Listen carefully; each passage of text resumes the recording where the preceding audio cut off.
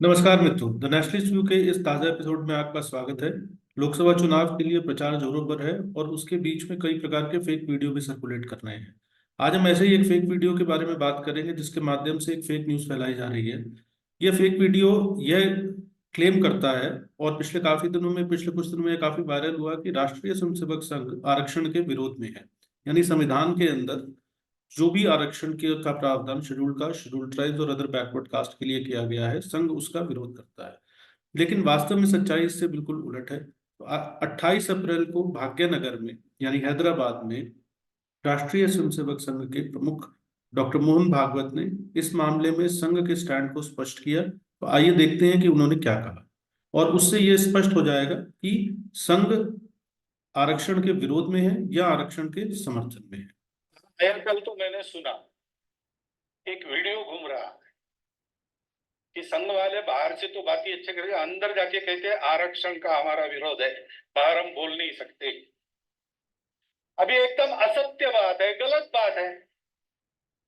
जब से आरक्षण आया है तब से संविधान सम्मत सारे आरक्षण को संघ पूर्ण समर्थन देता है और संघ ये कहता है कि आरक्षण जिनके लिए है उनको जब तक आवश्यक लगेगा या सामाजिक कारणों से दिया गया है, वो भेदभाव जब तक है तब तक ये आरक्षण जारी रहना चाहिए।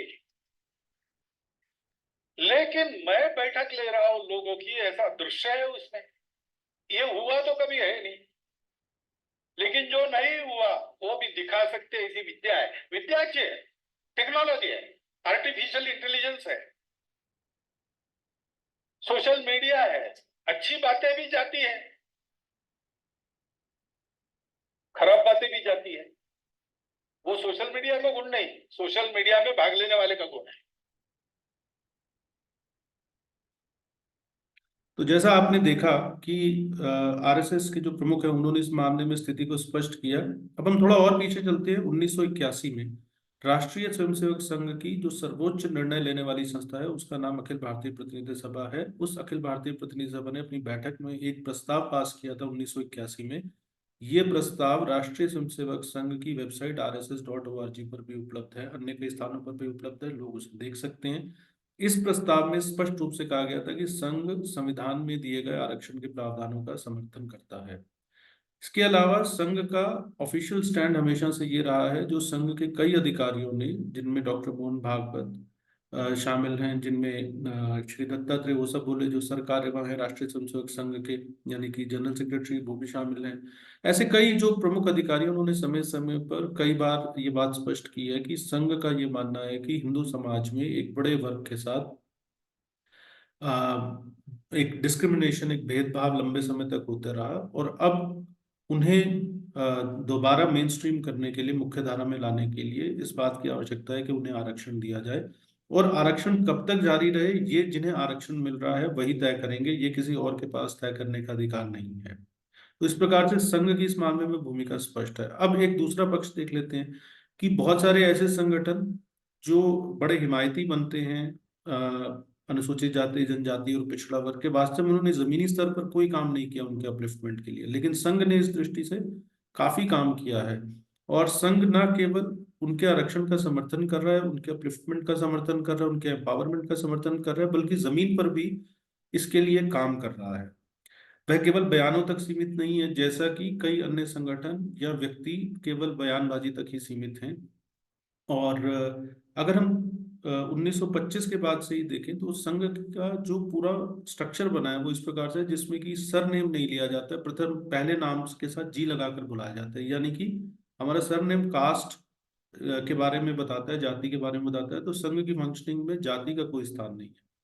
संघ के यानी आरएसएस के जो ट्रेनिंग कैंप्स है, आरएसएस की जो शाखाएं हैं, उस पे स्वयंसेवक एक साथ मिलते हैं, खेलते हैं, बौद्धिक और शारीरिक गतिविधियों में हिस्सा लेते हैं, एक साथ खाना खाते हैं। और कहीं पर भी किसी को भी किसी की जाति के बारे में पता तक नहीं होता। आज देश में संघ की 60,000 से ज्यादा शाखाएं हैं और 3 दर्जन से ज्यादा ऐसे संगठन हैं जो संघ की प्रेरणा से काम कर रहे हैं। लाखों नहीं बल्कि करोड़ों स्वयंसेवक अब संघ के साथ जुड़े हुए हैं और वे सब बिना किसी जातिगत भेदभाव के काम करते हैं।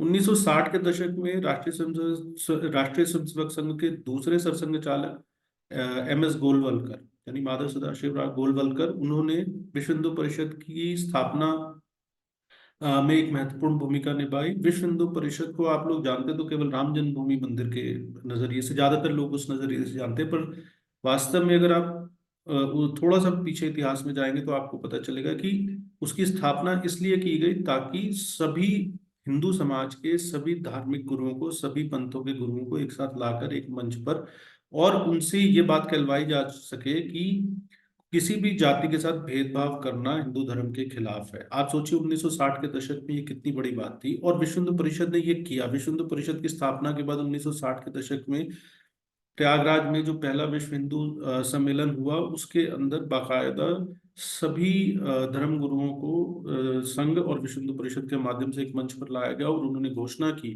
कि हिंदू समाज में जातिगत भेदभाव बंद करना होगा। उसके बाद आप 1974 के अंदर पुणे में एक वसंत व्याख्यान माला हुई, जिसमें राष्ट्रीय स्वयंसेवक संघ के तीसरे सरसंघचालक बाला साहब तिवरस, उन्होंने ये स्पष्ट घोषणा की कि अगर अस्पृश्यता अपराध नहीं है तो इस देश के अंदर कुछ भी अपराध नहीं है। उन्होंने ये स्पष्ट बात कही कि हिंदू समाज में जातिगत भेदभाव मौजूद रहा है और उसे दूर करने की जरूरत है, और संघ इस दृष्टि से पूरे जोर शोर से काम करेगा। संघ का एक सेवा विभाग है जो कि सेवा के कार्य करता है। इसके अलावा सामाजिक समरसता का एक वर्टिकल बनाया गया है, जो सामाजिक समरसता की दृष्टि से जो समाज के अंदर हमारा जो जैसे आप मार्जिनलाइज सेक्शन ऑफ सोसाइटी कहते हैं, जो SCs STs OBCs, इन सब के साथ जो भी सोशो इकोनॉमिकली बैकवर्ड लोग हैं उनके साथ काम करता है, उनके एम्पावरमेंट के लिए काम करता है। संघ और उससे प्रेरित 3 दर्जन से ज्यादा संगठन लगभग 2 लाख से ज्यादा वेलफेयर प्रोजेक्ट चला रहे हैं, जिससे कि समाज के उस वर्ग को लाभ पहुंच रहा है, उस वर्ग का सशक्तिकरण किया जा रहा है जिस वर्ग को आरक्षण प्राप्त है। और इसके अलावा जब भी इन प्रोजेक्ट्स को चलाया जाता है तो ये नहीं देखा जाता कि कौन व्यक्ति किस जाति का है या किस पूजा पद्धति का है, सभी को इसका लाभ मिल रहा है। कोई भी व्यक्ति चाहे तो जाके संघ के इन प्रोजेक्ट्स को देख सकता है, चाहे वो एकल विद्यालय का प्रोजेक्ट हो, चाहे वो सेवा भारती के प्रोजेक्ट्स हों। बहुत सारे स्किल डेवलपमेंट सेंटर्स चल रहे हैं, बहुत सारे माइक्रो फाइनेंस तक के क्षेत्र में जो है उस संघ के जो स्वयंसेवक हैं वो काम कर रहे हैं, और समाज के अंदर जो सोशो इकोनॉमिकली बैकवर्ड लोग हैं उनकी मदद कर रहे हैं। 1981 के ABPS अखिल भारतीय प्रतिनिधि सभा के रेजोल्यूशन की बात मैंने बताई थी। और तो इस प्रकार से, और संघ लगातार जमीन पर काम कर रहा है, जो हमारे यहाँ अनुसूचित जाति, जनजाति, पिछड़ा वर्ग और अन्य जो भी सोशो इकोनॉमिकली बैकवर्ड लोग हैं उनके एम्पावरमेंट के लिए, जबकि दूसरे संगठन, बहुत सारे संगठन केवल बयान दे रहे हैं। और संघ ने आरक्षण का समर्थन किया है, संघ ने हमेशा से आरक्षण का समर्थन किया है, लेकिन इस समय चुनावी दृष्टि से एक भ्रम फैलाने का प्रयास किया जा रहा है। मेरा आप सभी से अनुरोध है, जो भी इस वीडियो को देख रहे हैं या सुन रहे हैं, कि इस वीडियो को ज्यादा से ज्यादा शेयर करें। इसलिए नहीं कि हमें कोई व्यूज चाहिए या हमें कोई लाइक्स चाहिए, बल्कि इसलिए कि इस प्रकार के भ्रामक प्रचार को दूर करने की जरूरत है, क्योंकि इस प्रकार के जो प्रचार, दुष्प्रचार किया जा रहा है कि संघ आरक्षण का विरोधी है या BJP की सरकार आ गई तो आरक्षण समाप्त हो जाएगा, इससे समाज के अंदर वैमनस्य और कटुता का माहौल बनेगा। हमें इस वैमनस्य और कटुता के माहौल से बचना है। इसलिए इस क्लिप को और इस वीडियो को अगर आप ज्यादा से ज्यादा शेयर कर सकें तो मुझे लगता है कि सामाजिक समरसता की दृष्टि से भी अच्छा रहेगा। तो आज की चर्चा में इतना ही, और जल्दी मिलेंगे एक नए विषय के साथ। तब तक के लिए नमस्कार।